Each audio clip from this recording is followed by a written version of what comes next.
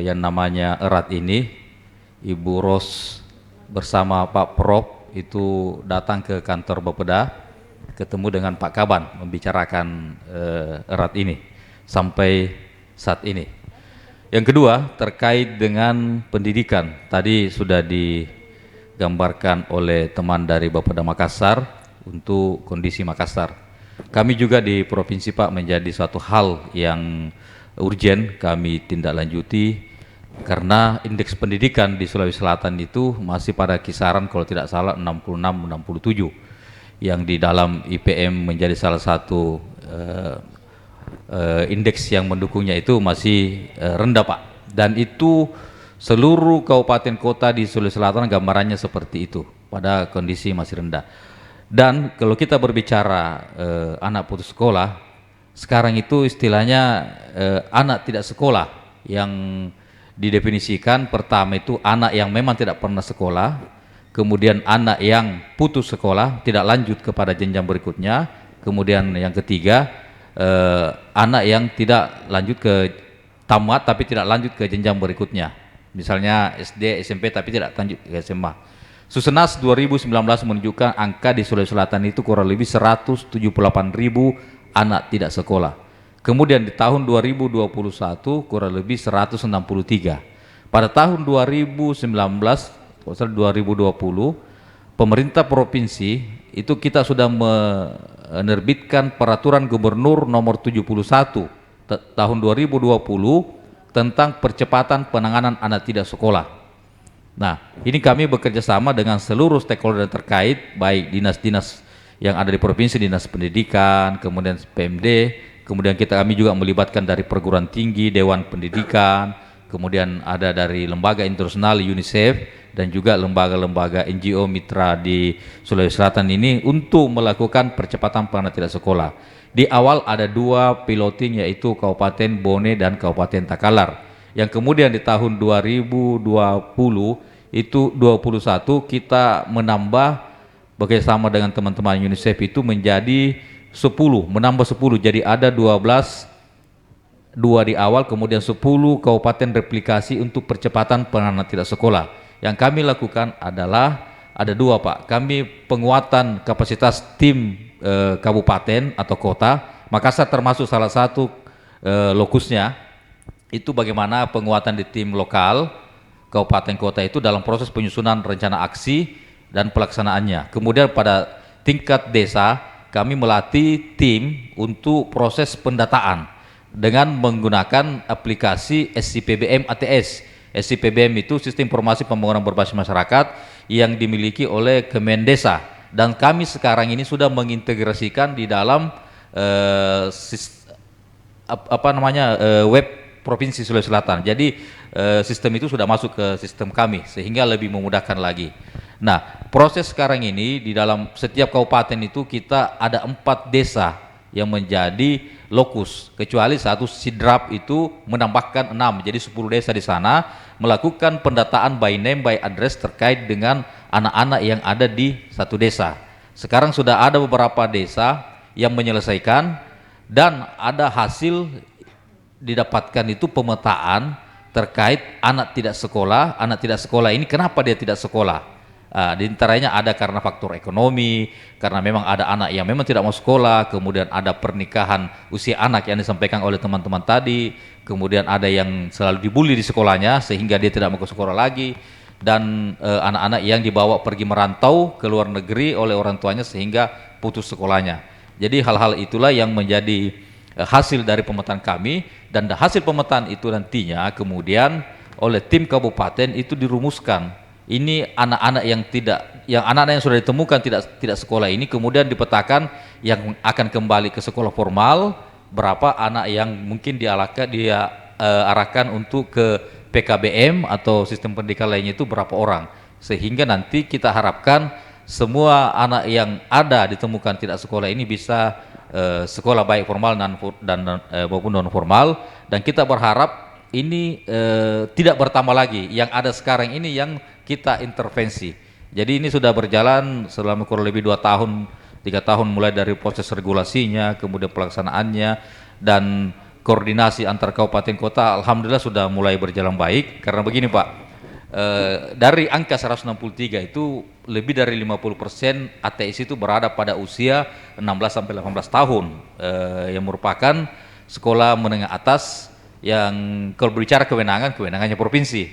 Tapi kalau kita berbicara warga, itu adalah warganya kabupaten kota. Jadi kami sudah sepakat kita tidak perlu berada pada pembagian kewenangan, tapi kita sama-sama bersinergi, berkolaborasi, sehingga kami di Bapeda beserta tim provinsi itu ada namanya Pak pasti beraksi.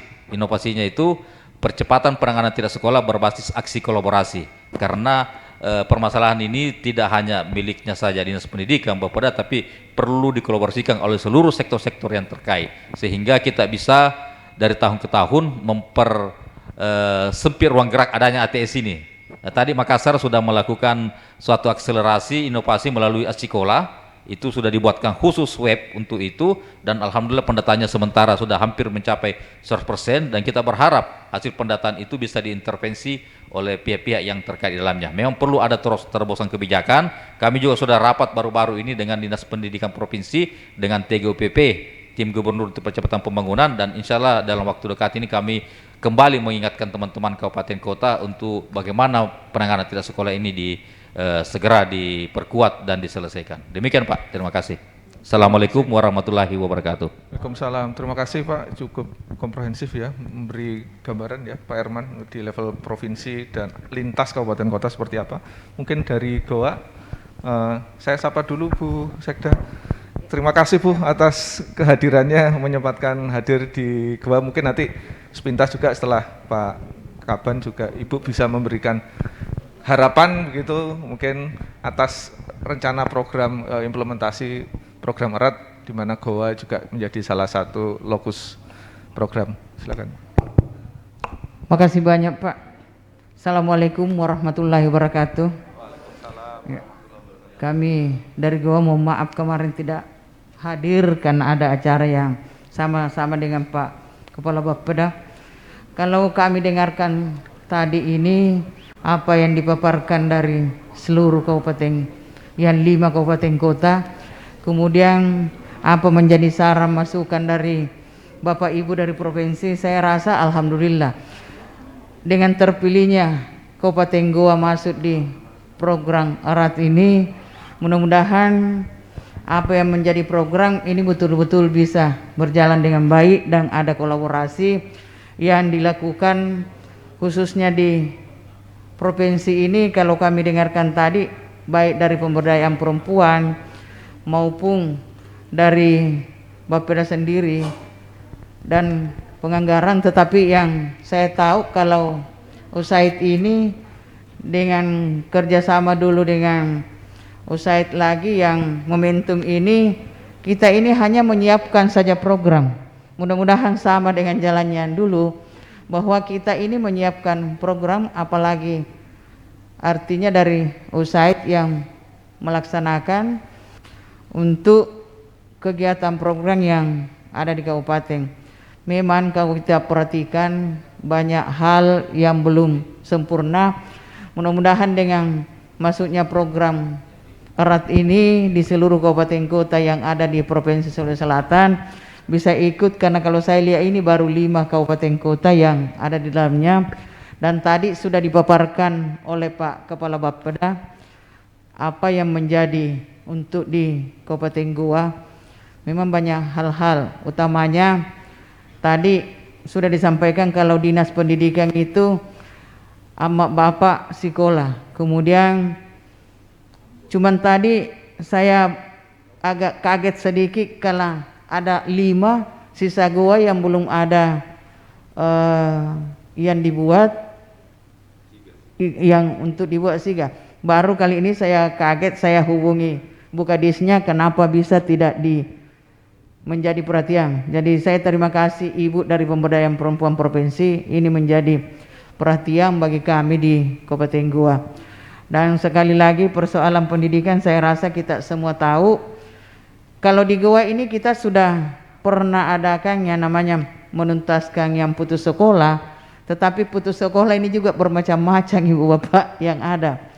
Karena di Goa ini kan sudah mulai dari SD, SMP itu sudah tidak ada membayar sekolah karena diringankan biaya beban orang tua. Tetapi macam-macam juga kalau dikatakan karena dengan adanya COVID sehingga orang tua memaksa anaknya bekerja, ini kan tidak membayar ini jadi usia sekolah. Kemudian pemberdayaan perempuan juga yang usia sekolah, bukanlah yang usia dini ini, tapi masuk usia sekolah itu sudah dijalankan. Tetapi mungkin hanya persoalan kata-kata istilah ini, karena itu yang sudah sering diucapkan bahwa perkawinan usia dini, padahal perkawinan usia sekolah. Itu mudah-mudahan kami di Kabupaten Goa bisa menjalankan dengan baik apa yang menjadi harapan kami dari program ini, betul-betul menjadi inspirasi bagi kita semua yang ada dan bisa maju semuanya. Saya rasa itu Pak yang dapat kami sampaikan. Sekian, wabillahi taufiq hidayah, wassalamualaikum warahmatullahi wabarakatuh. Waalaikumsalam warahmatullahi wabarakatuh. Mohon tambahkan Pak Kepala Badan. Mohon izin Bu Sekda. Baik, tadi terkait dengan pendidikan Pak. Jadi mohon maaf mungkin karena gua disebut lebih tinggi dari kabupaten lain dan kota, mungkin saya tidak bukan bermaksud untuk membanggakan, tetapi mungkin kita bisa belajar dari proses dan mencoba mengevaluasi apa sebenarnya yang terjadi di sektor pendidikan. Yang pertama adalah untuk sektor pendidikan dengan partisipasi yang cukup tinggi, ini bukan persoalan cepat, ini persoalan yang bertahun-tahun harus dipersiapkan. Kabupaten Goa sejak 2007 itu sudah menetapkan yang namanya peraturan daerah nomor 4 tahun 2007 terkait dengan peraturan daerah pendidikan gratis. Jadi di dalam peraturan daerah itu sebelum pemberlakuan pendidikan gratis oleh nasional, maka Goa sudah melaksanakan pendidikan gratis, membebaskan seluruh pembayaran yang dahulunya diberikan oleh sekolah kepada anak didik, itu dibebaskan seluruhnya. Tidak boleh memungut 1 sen pun dengan alasan apapun. Dan salah satu klausul yang paling strategis di dalam perda ini adalah seluruh orang tua yang memiliki anak usia sekolah wajib menyekolahkan anaknya. Ya, dengan ketentuan pelaksanaan bahwa setiap anak didik boleh ke sekolah walaupun tidak pakai seragam. Boleh ke sekolah pakaian bebas, menggunakan sandal, tidak sepatu, yang penting mereka sekolah. Nah, ini ketentuan pelaksanaannya sudah dilaksanakan, dan juga ada mekanisme-mekanisme kebijakan yang dilakukan oleh Bapak Bupati bahwa setiap anak didik orang tuanya harus memegang nomor telepon Bapak Bupati untuk melaporkan 1 kali 24 jam jika ada pungutan pada tahun 2007. Nah, oleh karena itu upaya ini ternyata sangat memicu partisipasi anak didik untuk masuk ke sekolah. Nah, sampai dengan sebelum pandemi, angka-angka partisipasi ini cukup tinggi. Memang di pandemi ini sepertinya ada dampak terhadap permasalahan ekonomi yang menyebabkan banyak anak didik kita yang harus meninggalkan sekolah. Kami akui kerjasama dan dukungan Provinsi Sulawesi Selatan terkait dengan penanganan anak putus sekolah dengan konsep anak tidak sekolah, ini sangat berdampak kepada kami. Kami akhirnya menemukan bahwa kurang lebih 200 orang anak itu tidak berpartisipasi di sekolah. Nah, ini memang membutuhkan kolaborasi yang tidak hanya dilaksanakan oleh Dinas Pendidikan, tetapi juga oleh Dinas Pemberdayaan Masyarakat, Kecamatan, Desa, juga dengan Dinas Tenaga Kerja dan juga Dinas Sosial. Banyak anak-anak kami di Goa ini, karena Goa banyak juga warganya yang berangkat ke menjadi TKI, ditinggal oleh bapak ibunya, kemudian tinggal bersama neneknya yang tidak produktif lagi, sehingga anak-anak ini dipaksa untuk menjadi tenaga produktif sehingga meninggalkan sekolah. Nah, ini barangkali butuh kolaborasi yang lebih tinggi, kolaborasi yang lebih sinergis, bahwa memang masih ada persoalan yang harus kita lakukan secara bersama. Nah, yang kedua Pak, tadi disinggung oleh Pak Kabid soal pemilahan kewenangan. Jadi pemilahan kewenangan ini memang menjadi fakta bahwa anak SMA